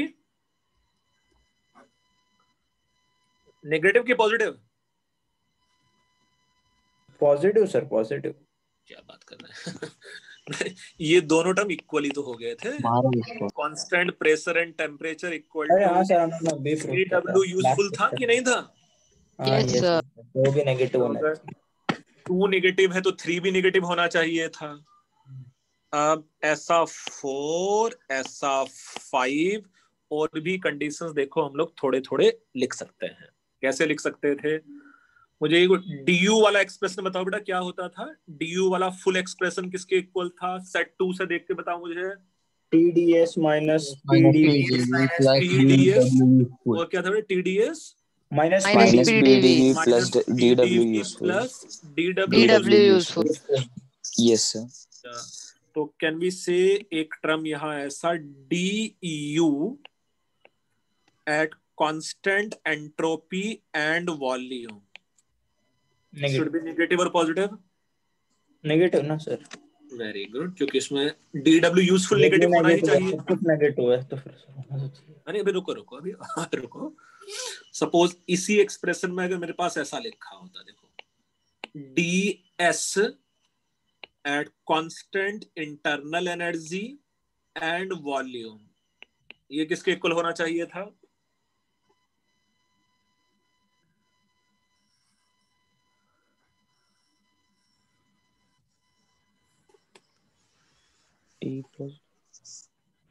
positive होगा। माइनस dw यूजफुल होगा ना? हाँ, minus dw useful divide by t होगा, डिवाइड बाय टी। हाँ सर। सर नेगेटिव होगा। नेगेटिव होगा। हाँ, dw यूजफुल नेगेटिव होना चाहिए। हाँ तो ये प्लस नहीं हो जाएगा ये? हाँ वही बेटा ये कुछ ऐसा ना, देखो ds का वैल्यू देखो किसके इक्वल हो जाएगा, at constant internal energy means ये 0 हो गया है ना, और ये 0 हो गया। हाँ तो सर। इसमें ऐसा नहीं लिख पाऊंगा d minus of dw useful divide by t, है ना। Okay sir. और स्पॉन्टेनियस होने के लिए dw यूजफुल नेगेटिव होना चाहिए। हाँ सर। तो ds at constant internal energy and volume positive नहीं हो जाना चाहिए। Yes sir. अच्छा, फर्दर तो इस मतलब बेटा ये सारे रिलेशन में यही से डिराइव कर सकता हूं, ऐसा है ना। लो एंथैल्पी के टर्म्स में भी देख लेते हैं, डीएच का वैल्यू किसके इक्वल था सब मिला के, TDS plus VDP plus DW useful TDS plus VDP plus हाँ DW useful plus DW useful. तो और कंडीशन है मेरे पास स्पॉन्टेनियसली के, DH constant entropy and pressure क्या होना चाहिए, नेगेटिव। नेगेटिव, है ना। या मैं ऐसा भी लिख सकता हूं, you know DS at constant enthalpy and pressure, positive. ये पॉजिटिव होना चाहिए, है ना। Yes sir. तो कई बार ऐसे क्वेश्चंस भी आ सकते हैं भाई कि कौन कौन से यू नो स्पॉन्टेनियसिटी के क्राइटेरिया है डिफरेंशियल फॉर्म में, है ना। समझ सकते हो ऐसा। Yes sir. हाँ बढ़िया, इसको भी लिख लो, सेट 5। तो यूजुअली मतलब एज पर ये कंडीशन ऑफ स्पॉन्ट या ये जो डिफरेंशियल फॉर्म मैंने लिखा है बेटा, है ना, मतलब तुम अगर यू नो 100 क्वेश्चंस करोगे थर्मो के तो एक दो ही क्वेश्चंस में यूज होता हुआ दिखाई देगा, बस ये है ना। समझा, बोर्ड जेई मेन उन सब में तो है ही नहीं ये सब चीजें, है ना। मेंस में सर क्या सिर्फ एडवांस में है ये सब। हाँ, ये स्पेशल सब एडवांस। चीजें, हाँ ये सब चीजें सिर्फ एडवांस में है ऐसा करके, है ना। या जब आगे इंजीनियरिंग पढ़ोगे तब मुझे याद रखोगे तुम लोग, है ना। सर आपको वैसे भी नहीं भूलने वाले, टेंशन मत लेना। आपके अच्छा पास ही आएंगे सर घूम फिर के। अच्छा, ये लिख लिया भाई, नो सर। जल्दी से लिख डालो। हाँ सर। सर आपको आपके टीचर याद है अभी भी? हाँ मतलब सारे टीचर्स याद हैं, एक दो टीचर कुछ ज्यादा अच्छे से याद है ना। तो वो सर अच्छी खुद चीज ही है दादा बुरी? थे। क्या? सर जो पिकनिक में घूमने देती थी वो याद रहेगी। नहीं नहीं नहीं नहीं मुझे वो याद है, मैं क्लास 10 तक बहुत मार खाता था, मैं हॉस्टल में रहता था और मैं लगभग डेली डेली पिटाई होती थी, मैं डेली। मतलब ऐसा होता है ना कि मतलब असेंबली में ना नाम बोला जाता था कि भाई ये बच्चों को असेंबली के बाद रुक जाना है, क्लासेस में नहीं जाना है, और फिर उन बच्चों की पिटाई होती थी डंडे से। मतलब मेरे यहाँ सर एक्चुअली पिटाई होती थी नवोदय विद्यालय में, मतलब ऐसा नहीं कि सिर्फ डांटा आप तो जाता। बिना नाम के खड़े रहे होगे ना वहाँ पे, वो पहले तो खड़े हाँ, हो वो जाते मेरा, हैं। मैं और मेरा दोस्त था सौरभ राजपूत, तो जैसे ही नाम का लिस्ट आता था हम लोग पहले ही बाहर खड़े हो जाते थे कि हमारा नाम होगा ही, है ना।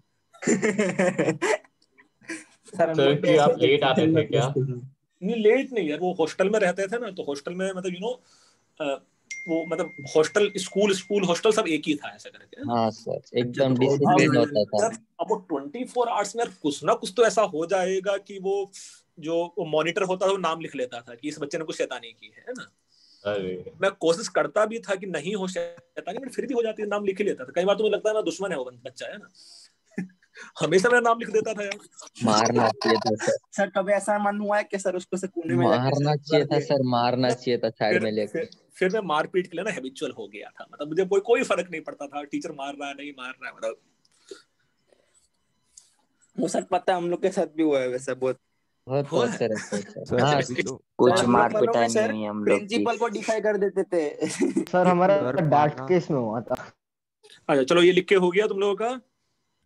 Yes sir. यस बेटा, मैं कुछ बुकलेट शेयर करके तुम लोग के साथ में किस टाइप के क्वेश्चंस इसके बेस पे बनते हैं बुकलेट से कुछ क्वेश्चन करके दिखाता हूँ, है ना। प्लस बुकलेट के कुछ डाउट भी डिस्कस कर लेंगे अभी, है ना। सो मेरी तरफ से थर्मोडायनेमिक्स हो गया है, अब जा सिर्फ क्वेश्चंस तुम लोग को करने बाकी हैं, है ना। यस सो मॉड्यूल कहाँ गया, इधर होगा। ये तो थर्मो के आसान वाले क्वेश्चंस हैं, यू नो नीट वाले। बुकलेट 3 ये रहा थर्मो। यस सो इसके बेस पे थर्मो के किस टाइप के क्वेश्चंस बनेंगे डिफरेंशियल फॉर्म में। देखो कुछ तो ये क्वेश्चन नंबर 40 ही देख रहे हो, क्या दिख रहा है? Which of the following thermodynamic relation applies approximately to an ideal equation? अरे वाह, तो ये तो सीधे ही पूछा है कि क्या अब तक सीखा है उसमें से कोई एक रहेगा ना। बस उन्हीं में से कौन सा सही है कौन सा गलत है। अब देखो कुछ ऐसे क्वेश्चन नंबर 38 जैसे भी क्वेश्चंस आएंगे। क्वेश्चन नंबर 38 अगर ध्यान से देखो वहां लिखा है फॉर ए सर्टेन रिलेशन, है ना, for a certain reaction delta G equal to minus A plus B T ln T where A and B are constant, expression of delta H as a function of temperature will be. ध्यान से देखना, मैं कर देता हूं question तुम लोगों के लिए। डेल्टा जी का मेरे पास एक्सप्रेशन गिवन है, तो डेल्टा एस में फाइंड आउट कर सकता हूं क्या? डेल्टा सर कंपेयर करके वैल्यूज डाल सकते हैं ना। Differential of delta G eight constant pressure का नेगेटिव साइन। सर वो डी बाई डी टी आएगा ना कि 1/dt? क्या? हाँ मतलब वो डिफरेंशियल होना चाहिए, बिल्कुल, है ना। ये ऐसा होगा कि नहीं? हाँ सर। अच्छा तो इसको टी के रेस्पेक्ट में मैं डिफरेंशिएट कर देता हूँ।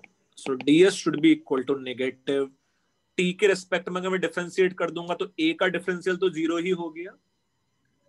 अच्छा plus B T ln T, इसमें मल्टीप्लीकेशन रूल लगा लो। सो डू यू थिंक एक तो आ जाता मेरे पास यहाँ you know B ln T plus, मैंने तब क्या किया, टी का डिफरेंशियल किया और लॉन टी को एज इट इज रखा। और अगर मैं टी को एज इट इज रख के लॉन टी का डिफरेंशिएट करूंगा तो लॉन टी क्या हो जाएगा? 1/t। T T cancelled out हो जाएगा। डू थिंक ये बी बचेगा सिर्फ? Yes sir. बेटा सर प्रोडक्ट रूल लगा सकते हो कि नहीं लगा सकते हो? सर प्रोडक्ट रूल भी लगाने से भाई ये टी लॉन टी दो टर्म है कि नहीं है ना? अच्छा फिर लॉन टी भी सर। अबे तो लॉन टी का डिफरेंशियल 1/t है। मैंने गिना ही नहीं हमें लॉन लगा बीटी इन टी ऐसा लगा। हाँ सर मेरे को भी वही लगा, इंटी है वो। बेटा वो टी लॉन टी मल्टीप्लिकेशन में है ना फिर, है ना? ओ सर मैंने वो देखा ही नहीं इसलिए मैंने पूछा, इन टी मेरे को लगा। अच्छे बच्चा है। तो ये डेल्टा एस का वैल्यू आ गया। डेल्टा एस का वैल्यू मेरे पास इफेक्टिवली कितना आ गया है? ये minus of B plus 1 ln T, है ना, डेल्टा एस। मुझे फाइंड आउट करना था अनफॉर्चुनेटली डेल्टा एच। तो do you think delta H का जो वैल्यू होगा वो delta G plus T delta S होगा कि नहीं? डेल्टा जी होता है delta H minus T delta S. Yes sir. अब ये सब वैल्यूज यहां पुट कर दो। डेल्टा जी मुझे ऑलरेडी गिवन है क्वेश्चन में, it is A plus B T ln T plus T times of minus B 1 plus ln T. कितना आ जाएगा out of 4 options? Sir B minus A minus B T. Minus A minus B T. ऐसा आ रहा है बेटा सब बच्चों को ही नहीं आ रहा है? देख लो एक और। हाँ सर आ रहा है।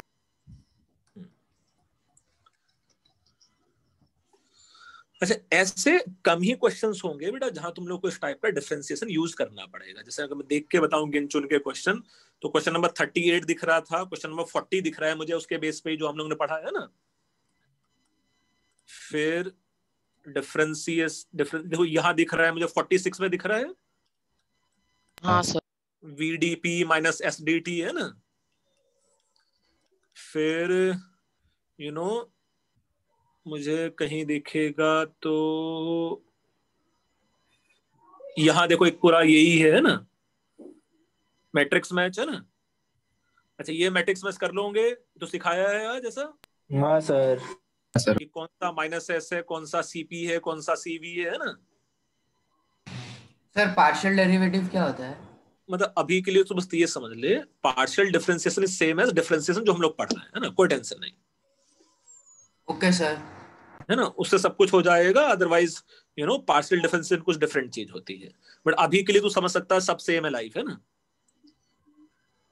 यस ऐसा ही if you see question number 25 and 26, तो 25 पहले बताना और 26 फिर बताना। 25 is what is free energy change when 1 mole of water at 100 degrees Celsius and 1 atmospheric pressure is converted into steam at 100 degrees Celsius 1 atmosphere? क्या होगा इसका डेल्टा जी 25 का? Sir 1 mole of water minus क्या sir minus S जैसे कुछ होगा sir 0 नहीं होना चाहिए क्योंकि क्या? प्रेशर कांस्टेंट, प्रेशर और temperature constant. Constant temperature pressure. ये सब तुम लोगों को लास्ट क्लास में सिखाया था और एग्जैक्टली यही एग्जांपल ये तो कराया है। था ना। सर ये हाँ सेट सर, वो 3 तो में भी 100 डिग्री सेल्सियस है तो 100 equilibrium. Degree Celsius 1 atmosphere H2O sir, zero ही liquid बोला and था। H2O vapor will be in equilibrium and delta G will be 0। हाँ सर यही बोला था। ना यही था ना equilibrium लेकिन- तो होता है। हाँ सर, ये फॉर्मूला में पुट कर लेना, प्रेशर और टेम्परेचर कांस्टेंट है और क्या करेगा तू? अरे नहीं भाई, मतलब तू अगर ऐसा फार्मूला लगाएगा नहीं सर ने बोला था इक्विलिब्रियम। तो ऐसा है delta H minus T delta S है कि नहीं है? हाँ सर। अच्छा, यहाँ अगर 100 डिग्री सेल्सियस है तो ये बॉइलिंग पॉइंट ही है टी, तो ये ऐसा नहीं हो जाता था डेल्टा H इक्वल टू, मैं इसको बॉइलिंग पॉइंट को सिंपली ऐसा नहीं लिख सकता था delta H divide by delta S, delta S cancelled out हो जाता और ये वैसे ही बेटा इक्विलिब्रियम पे डेल्टा G 0 होगा कि नहीं होगा? हाँ सर। तो मुझे 25 के लिए तो कोई टेंशन लेने की जरूरत नहीं थी, सीधे 0 हो जाता। अब जो 26 पढ़ो, 26 में बहुत ज्यादा डिफरेंस नहीं है। What is free energy change when 1 mole of water at 100 degrees Celsius 1 atmosphere pressure is converted into steam at 100 degrees Celsius and 2 atmosphere? क्या चेंज हुआ है इसमें? प्रेशर अभी भी इक्विलिब्रियम पर रहेगा क्या ये? नहीं सर। अब क्वेश्चन नंबर 26 करने के लिए मेरे पास कहीं स्पेस है? यस। क्वेश्चन नंबर 26 करने के लिए मैं देखो इसको दो पार्ट में ब्रेक कर सकता हूँ रिएक्शन को। क्या? एक H2O liquid is converting to H2O vapour and H2O vapour converting to H2O vapour. यहाँ 100 degree Celsius 1 atmosphere, 100 degree Celsius 1 atmosphere and 100 degree Celsius 2 atmosphere.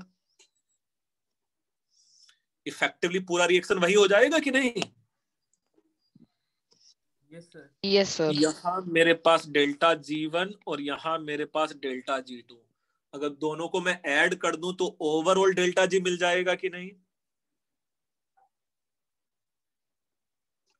Yes sir. Yes sir.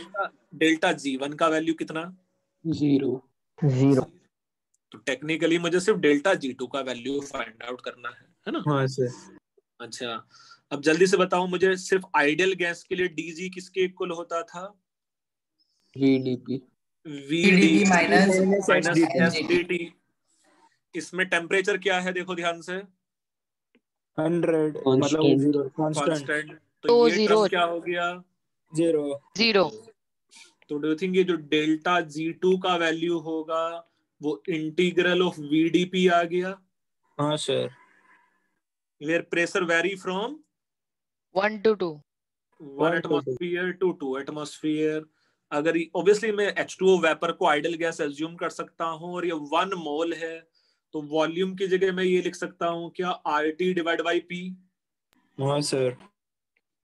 हाँ sir. 1 से लेके 2। R कांस्टेंट है, T constant है, तो do you think ये term मेरे पास बन गया RT and ln 2? Yes sir. अच्छा, R और T का कैलोरीज में फाइंड आउट करना है। R कैलोरीज में कितना होता है? 2। तो R कैलोरीज में होता है 2। टेम्परेचर कितना है? 373। Yes sir. और ln 2 का वैल्यू याद है तुम लोगों को कि नहीं? 0.7 वेरी गुड है ना? 0.7 दिस मच ऑफ कैलोरीज है ना? तो do think overall delta G मेरे पास इतना ही हो जाना चाहिए जितना बोर्ड पे है? हाँ सर। चलो सबको मल्टीप्लाई कर दो, देखो आंसर 515.4 आ रहा है कि नहीं आ रहा है?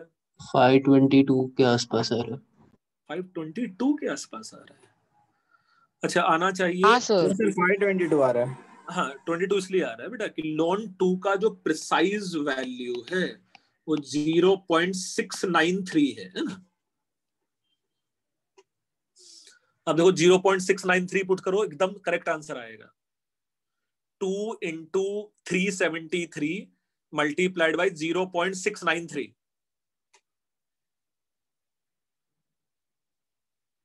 सर 517 आ रहा है। 517। अच्छा ठीक है, मतलब है उस अच्छा उसका उस उतना रेंज ही में। आएगा, आगे पीछे टेंशन मत। सैलरीज में भी 1.98 है। 1.97 करो भाई, चलो 1.97 373.15 0.693। अब ये देखो ये कड़क शायद और पास में आएगा। सर ये तो काम हो गया। हाँ तो करो तो सही मल्टीप्लाई। 1.97 509। ठीक है भाई, चलो ये आंसर है ना, ठीक है। अप्रॉक्स गिन लो।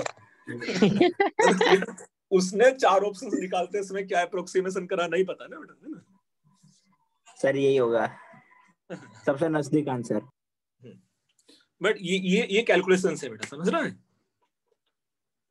Okay sir. सर यस अब ये तुम लोगों को पूरा एक्सरसाइज करना है, जो असाइनमेंट करने के लिए दिया गया है वो पूरा असाइनमेंट करना है तुम लोगों को, है ना, ठीक है। Okay sir. ओके चलो अभी ये शिखर, तुम्हें कुछ डाउट था भाई डेल्टा एच और डेल्टा एस में क्या रिलेशन है, कुछ कहानी कुछ पूछ रहा था मुझसे। Yes sir. कौन से पेज पे है? सर एक second. Sir foundation builder subjective में डाउट है।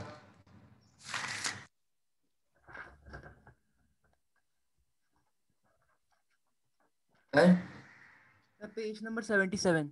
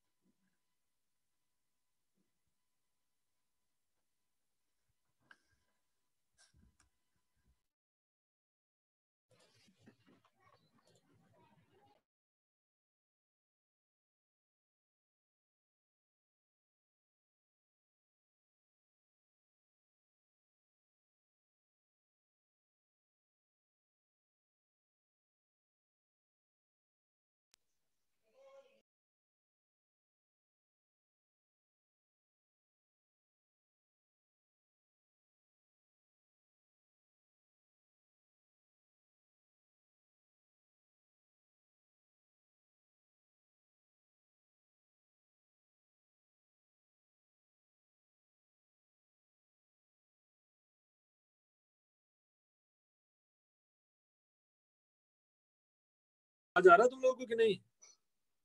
Yes sir. हाँ कुछ अनफॉर्चुनेटली में डिस्कनेक्ट हो गया था। या शिखर बेटा कहाँ डाउट है तुम्हें पेज मॉड्यूल? 77। एक मिनट, है ना भाई, अभी तक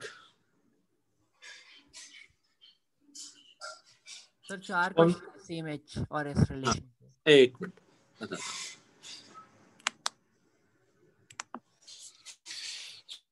सो पेज नंबर कौन सा? 77। 77 77 77 एंड 77। हाँ क्या डाउट है बताओ इसमें। इसमें देखिए सर 20 और 23 to 25 सारे डेल्टा एच और डेल्टा एस के 20 पहले। हाँ 20 में क्या परेशानी है भाई? 20 में तो ए ऑप्शन आंसर है। वो हमने फॉर्मूला जैसे लिखा था। भाई तो फार्मूला लिखा था हम लोगों ने, हाँ। Delta S vaporisation equal to delta H vaporisation divide by T. हाँ वो है, लेकिन 23rd जैसा है उसमें कोई फॉर्मूला 23rd एंडोथर्मिक प्रोसेस है। एंडोथर्मिक प्रोसेस के लिए डेल्टा एच क्या होता है? पॉजिटिव। Yes sir. अच्छा अगर सिस्टम को हीट मिला है तो उसका एंट्रोपी हमेशा बढ़ेगा भाई। अच्छा। और सराउंडिंग का एंट्रोपी कम हो जाएगा क्योंकि सराउंडिंग से हीट निकल गया है। Yes sir. हो जाएगा 23 नहीं? हाँ ऐसा 24 भी हो जाएगा। 26। Yes sir.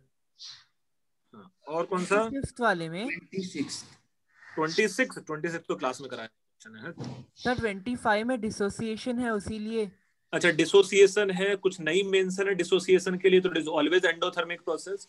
यस सर, वैसे ही ना? हाँ वैसा ही।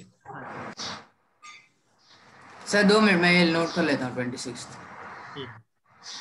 26 डे की क्लास में किया हुआ है, मतलब हम लोगों ने उस सीधा फार्मूला लगा लिया डेल्टा ऑफ गैस का, बस है ना।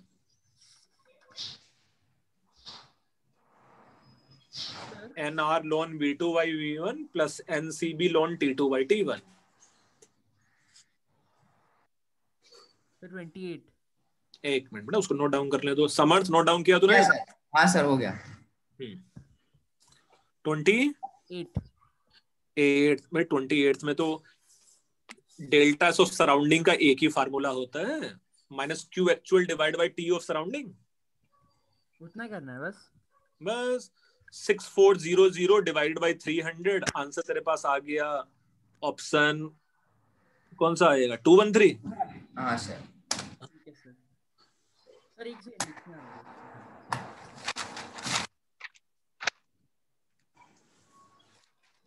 सराउंडिंग का तो एक ही फार्मूला था ना हमेशा। हाँ sir. Sir foundation builder subjective. एक मिनट बेटा, इसको ऑब्जेक्टिव भी देखने दो, फिर सब्जेक्टिव भी कर लेंगे।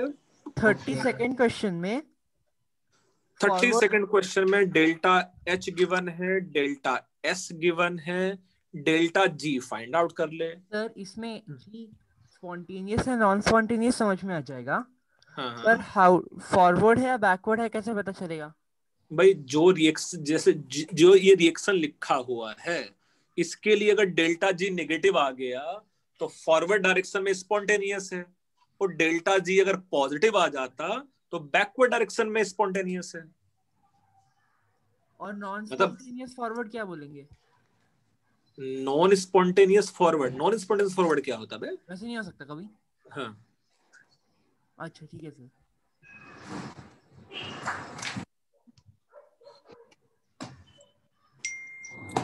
लिखा है? Yes sir. नहीं सर। हाँ, सब्जेक्टिव में डाउट था। समर्थ क्या डाउट है तुझे? Sir question number 50। 15 या 50? 50। सर क्वेश्चन नंबर 50 ये वाला। हाँ। हीट ऑफ रिएक्शन बेटा, ये वो है किरचॉफ इक्वेशन। तुझे 27 डिग्री सेल्सियस पे डेल्टा H गिवन है और 50 डिग्री सेल्सियस पे फाइंड आउट करना है। तो लगा ना, डेल्टा H2 मतलब delta H at T2 temperature minus delta H at T1 temperature divide by T2 minus T1 equal to delta Cp। और N2 gas and H2 gas को diatomic assume करना और NH3 को पॉली एटॉमिक एज्यूम करना। उसके Cp के values पता है तुझे? हाँ सर। और फिर आ जाएगा आंसर उसका। Okay sir question number 48।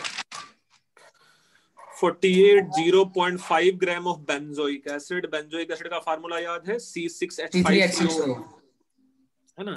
क्या? C3H6O। नहीं भाई बेंजोइक, बेंजीन बेटा कम से कम। So it is C6H5NCOH। इसका मॉलिक्यूलर मास कुछ हो जाता है 122 के रेंज में, है ना? मॉलिक्यूलर मास ये सॉलिड होता है रूम टेम्परेचर पे, है ना? बेंजोइक एसिड सॉलिड है रूम टेम्परेचर पे। अच्छा, bomb calorimeter means constant volume, है ना? इतना राइज इन टेम्परेचर है और कैलोरीमेट्रिक कांस्टेंट इतना दिया हुआ, यही है। The thermal capacity including water is 23.85। तो करना क्या था तुझे? 23.85 multiplied by 0.55. This much kilojoule will be the heat released when 0.5 gram of benzoic acid का combustion हुआ। अब मुझे 0.5 का पता चल गया तो 122 का कितना होगा वो फाइंड आउट कर लो। तो इसको 0.5 से डिवाइड करके 122 से मल्टीप्लाई कर दो, ये आ जाता डेल्टा U। डेल्टा एच कैसे फाइंड आउट करता? Delta U plus delta ng R T, है ना? समझा?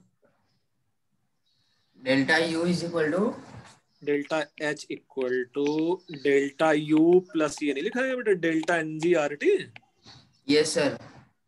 तो पहले ये C6H5COH के कंबसन के लिए रिएक्शन लिख लेगा, उससे डेल्टा एनजी का वैल्यू पता कर लेगा। ओके, हो जाएगा सर। और सर 54 कौन सा बेटा? 54 फिर से किरचॉफ इक्वेशन है बेटा। हर एक गैस का मोलर सीपी गिवन है तो डेल्टा सीपी फाइंड आउट कर ले, है ना? ओके। किरचॉफ 54 किरचॉफ है, 51 किरचॉफ है ना? सर 48 क्वेश्चन फिर से दिखाइए ना, लिखना मतलब 48 क्वेश्चन में बस वो कंबसन करना है उसका यार, है ना? कंबसन 0.5 ग्राम का हुआ है तो 0.5 ग्राम के कंबसन से कितना हीट रिलीज हुआ वो फाइंड आउट कर लिया मैंने। वो क्योंकि कांस्टेंट वॉल्यूम पे हुआ है बॉम्ब कैलोरीमीटर में, तो वो जो वैल्यू मिलेगा वो डेल्टा यू का वैल्यू मिलेगा। हाँ, और फिर डेल्टा एच का वैल्यू फाइंड आउट कर लिया। यस सर, हो गया सर। और ये सब क्वेश्चंस करो बेटा, अब जाइए get equipped for IIT JEE, है ना? Okay sir. सर होमवर्क क्या है नेक्स्ट क्लास के लिए? अब पूरा ही बुकलेट है बेटा। नहीं नहीं सर, वो आप असाइनमेंट या कुछ भेजने वाले थे ना? वो असाइनमेंट भेजा हुआ है मैंने तुम लोगों को। अच्छा ओके। देखो थर्मोडायनेमिक्स का असाइनमेंट ना मैंने भेजा हुआ है ग्रुप पे। Okay sir. थर्मोडायनेमिक्स का असाइनमेंट करो, ये बुकलेट करो, है ना? इसलिए ही छुट्टी मिला है 31 की शाम को और 1 का मॉर्निंग में। Okay sir. सर 31 की शाम को लेक्चर नहीं होगा? नहीं 11 to 1 है लेक्चर तब। तुमने शेड्यूल देखा है अपना? अच्छा हाँ ओके। हाँ सर 11 to 1 नहीं, दोनों ही मॉर्निंग में लेक्चर है तुम्हारे लोग, है ना? हाँ सर। Okay sir. मतलब जब फिजिकल लेक्चर्स होंगे तो वही उसी टाइप का शेड्यूल रहेगा, इंस्टेड ऑफ 2 आवर 2.5 आवर हो जाएगा बस। सर पूरा दिन में कितने लेक्चर होंगे? बस फिजिकल हर दिन